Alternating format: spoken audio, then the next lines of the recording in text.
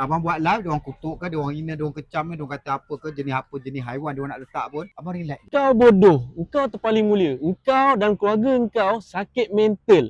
Engkau tunggang agama. Wow, lain macam korang punya komen ni Saya bukan cakap dengan pokok ni tau. Saya cakap dengan korang semua ni, netizen semua. Apa cerita ni sampai buat spekulasi macam-macam, dakwaan yang macam-macam, tomahan yang macam-macam dekat pelakon Zul Yahya ni. Tak mau cakap banyak, sekarang ni saya berada di Meru, Ipoh. Nak dengar sendiri penjelasan dan juga komen dia mengenai yang dakwaan, spekulasi yang korang lemparkan terhadap dia. Hai, tak habis-habis kecam je korang Zul Yahya, jawab sikit lah spekulasi tu.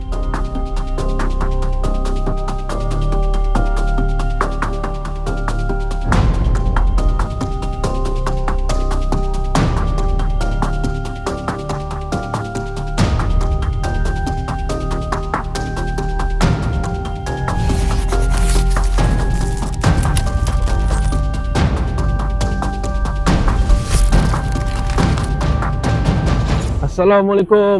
Waalaikumsalam warahmatullahi wabarakatuh. Bang, saya daripada KL bang, datang nak temu rumah abang sikit boleh Okey, Masya Allah, terima kasih. Itulah. Mata-mata untuk nak interview abang, jumpa Betul, abang. betul. Abang tahu kenapa? Kerana abang lelaki yang paling handsome dekat Malaysia. Secara eksklusif Terima kasih. di Ipoh. So bang, mengenai abang, kalau kita tengok abang di media sosial, bila uploadkan apa-apa status, mesti akan menerima kecaman bang, timbul spekulasi. Dan baru ni abang cakap pasal isu mati, lebih elok aku mati daripada hidup di dunia ni. Terus abang kena kecam bang. Pelbagai spekulasi timbul. Apa abang boleh jawab sikit mengenai perkara tu bang? Apa saja yang abang posting, kadang-kadang dia nampak macam apa Mamat ni keterlaluan ke apa semua. Sebenarnya daripada apa yang abang posting tu ada maksud tersendiri. Abang suka main psikologi. Abang sebut soal mati sebab kita kena tahu bahawa kehidupan kita ni bukan kekal. Kita semua akan mati. Jadi abang saja keluarkan statement-statement macam tu, posting-posting macam tu, kadang-kadang untuk orang berfikir secara positif bahawa dunia ini bukan untuk kita nak kekal selama-lamanya. Tempat kita dekat dunia ni hanya sementara je. Kalau ada usia lebih, itu bonus Allah nak bagi pada kita untuk kita cari kebaikan yang masih lagi kita mampu. Jadi abang saja posting benda tu supaya kita hari ni tak payah nak ingat terlalu berat soal dunia, sehingga kadang-kadang kita bergaduh ni bukan pasal apa, benda remeh je. Hari ni kita tengok netizen bergaduh benda-benda kecil je. Jadi buat apa? No point. Buat merugikan masa kita yang singkat dekat dunia ni. Kita nak bertelaga, kita nak argue dengan perkara yang bukan kekal.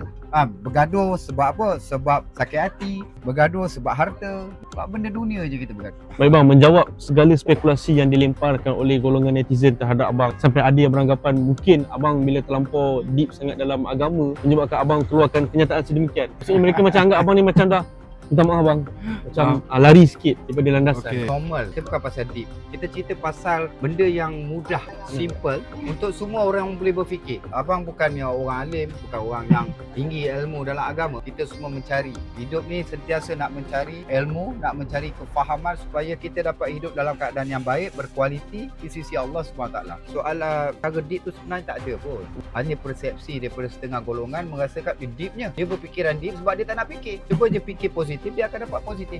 Sangka baik, kamu akan dapat fikir yang baik. Bila dapat fikir yang baik, hati jadi baik. Bila hati jadi baik, kemana kamu pergi pun kebaikan itu akan bersama dengan kamu. Fikir buruk, hati buruk, keburukan juga. Kita kemana pergi pun akan bawa benda yang buruk. Sebab kita hari ini terlalu selesa, alfa dengan kemudahan yang ada. Tapi bang, bila kita tengok, saya ada baca komen-komen juga bang, ya Allah, subhanallah, tak boleh nak baca bang. Terlampau mereka sampai main isu abang punya status, abang punya keluarga, sampai yang paling tak tahan bang, sampai dia kata abang sakit ni bang. Macam mana bang? Diorang kata abang isi. Kadang-kadang abang masak pun diorang cakap, goreng babi ke tu? Inikah kualiti zaman kita hari ni? Inikah kualiti pemikiran orang-orang di zaman kita? Yang mana hari ni universiti tumbuh bagi cendawan. Boleh tanya anak kat kampung, berapa ramai yang ada diploma? Nak dibandingkan 20 tahun dulu, 30 tahun dulu. Semua manusia, semua anak-anak hari ni lepas SPM je nak belajar. Kurang-kurangnya ada diploma. Tapi inikah kebanggaan kita? Ilmu mudah didapat, tapi akhlak tidak ada. Ramai beranggapan netizen ni is a king. Mereka boleh menjatuhkan, mereka boleh menaikkan. Sampai saya ada baca juga, masa ada tengok ada yang buat kempen memboikot abang punya perniagaan. Sampai macam tu sekali. So apa abang boleh jawab mengenai spekulasi ini dan juga dakwaan yang keluar ni?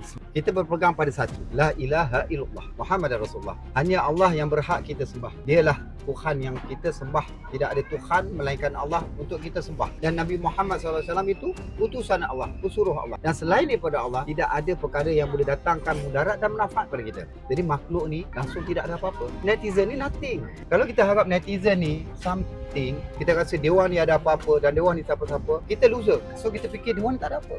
Dia orang makhluk. Yang mana dia orang bangkit hari ini, dihidupkan hari ini pun kerana Allah. Bukan kerana dia orang sehat, kerana dia orang pandai bercakap, pandai itu, tak. Saya nak mengajak kepada semua, peganglah ayat ini. Allah SWT maha berkuasa, makhluk langsung tak ada kuasa. Supaya benda tu ada dalam hati kita. Kita hidup di akhir zaman, macam-macam dugaan. Kalau kita letak makhluk itu memberikan kita mudarat dan manfaat, tu dekat mana persediaan kita untuk menghadapi Dajjal? Dajjal kecil pun kita dah tewas, apatah lagi Dajjal besar. Bagi abang, netizen ni nothing. Jatuh bangun abang bukan kerana makhluk. Jatuh bangun abang Allah. Dan Allah SWT jadikan sesuatu perkara itu adalah pengajaran untuk abang. Kan? Untuk abang lebih kuat. Para sahabat, para nabi dulu, diorang pun lagi teruk daripada kita dikecam. Apalah sangat kita ni dikecam.